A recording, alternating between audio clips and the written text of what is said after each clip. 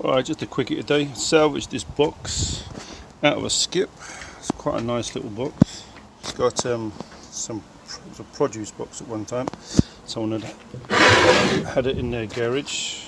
The husband had, and he died a few years and she was moving, so all in the skip. Quite like it. It's a nice box.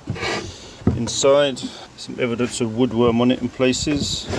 Just want to give it a brush off, some wire wool, and then some treatment with woodworm killer, and then wax it all up with some oil treatment, make it look nice.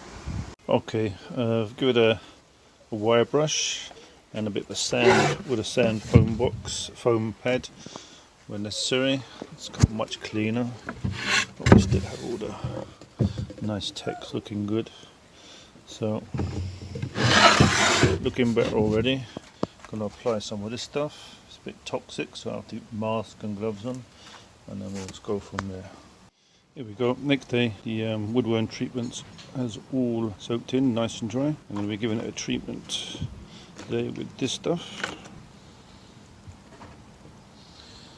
It's only a very small tin, but you don't need much. I've been using it on a few woodworking projects. Very good.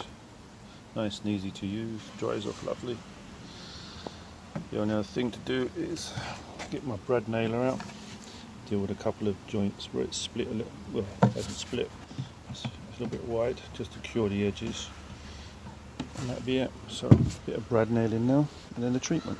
So here's the completed box. I've applied the treatment, give it a buff up with a soft cloth, and it's looking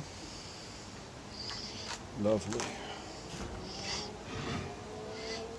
I haven't overworked it. I wanted to keep the original character. I think it's done that beautifully.